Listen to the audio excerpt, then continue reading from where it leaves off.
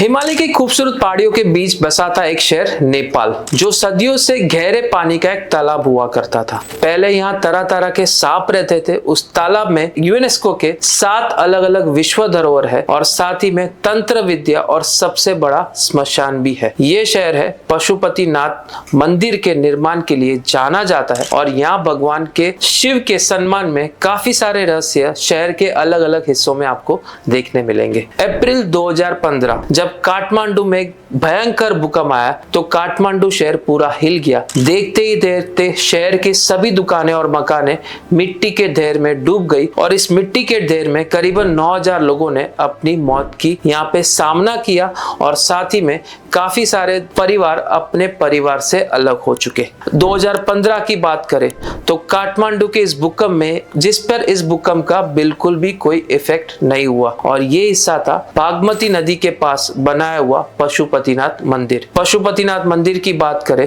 तो इस मंदिर की कई सारी कहानियां हैं और इसके शिवलिंग की भी कई सारी कहानियां हैं। नेपाल के धरोहर की बात करें तो एक कहानी के अनुसार पशुपतिनाथ में एक ऐसा शिवलिंग है जिसे हम स्वयंभू शिवलिंग कहते हैं। स्वयंभू शिवलिंग का मतलब जो अपने आप प्रकट हुआ है और इस स्वयंभू शिवलिंग के पीछे भी एक कहानी है जो इस वीडियो में हम देखने मिलेगी। भगवान शिव की कथाओं के अनुसार एक दिन भगवान शिव अपने धाम छोड़कर पृथ्वी पे आए और पृथ्वी पे बागमती नदी के दृश्य देख के वो इतना प्रसन्न हुए कि उन्होंने कुछ समय वहां बिताने की कोशिश की और आराम से एक हिरन के रूप में बागमती नदी के आसपास घूमने लगे। भगवान विष्णु और काफी सारे देवताओं को चिंता हुई कि भगवान शिव फिर से अपने धाम क्यों नहीं लौटे अब तक। तो काफी सारे देवताओं ने भगवान विष्णु को प्रार्थना की कि वो धरती पे जाए और भगवान शिव को फिर से अपने साथ ले आए। भगवान विष्णु ने अपनी दिव्य शक्ति के साथ देखा कि शिव जी अभी भी उस नदी के तट पर बैठे हुए हैं एक हिरन के रूप में। भगवान विष्णु धरती पे आए अपने स्वरूप में और जैसे ही भगवान विष्णु ने उस हिरन को देखा, हिरन ने भगवान विष्णु को देखा तो हिरन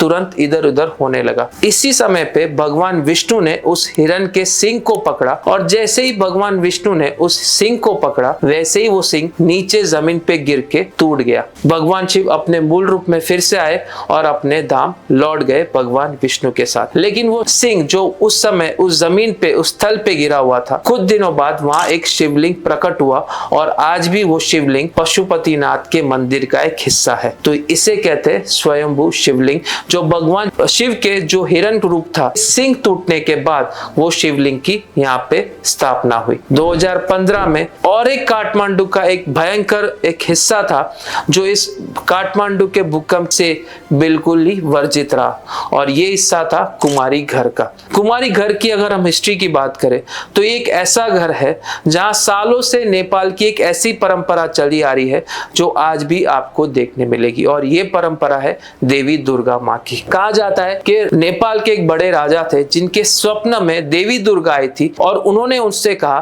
कि 5 साल की उम्र के जितनी भी कन्याएं हैं उन सबको इस कुमारी घर का आपको हिस्सा करना है और उसके बाद जब तक वो युवा अवस्था में नहीं आती है तब तक आपको कुमारी घर में उसे पढ़ाना है और उसकी देखभाल करनी है। तो ये परंपरा शुरू हुई थी तब से और तब से लेके आज तक ये परंपरा आज तक चली आ रही है। जो नेपाल के परिवार अपनी 5 साल की कन्याओं को कुमारी घर का हिस्सा बनाना चाहते हैं वो उनको कुमारी घर ले जाते हैं और वहां लेके जाने के बाद देवी दुर्गा की एक ऐसी अनंत जर्नी का वो हिस्सा बनते हैं। जब तक वो युवा अवस्था में नहीं आते हैं तब तक वो हिस्सा रहते हैं। भगवान शिव की बात करें या काठमांडू शहर की बात करें या फिर कुमारी घर की बात करें, कई सारे स्थल ऐसे भी आज नेपाल में हैं जहां पे इस भूकंप का हिस्सा या फिर भूकंप का इफेक्ट उन पे नहीं गिरा था।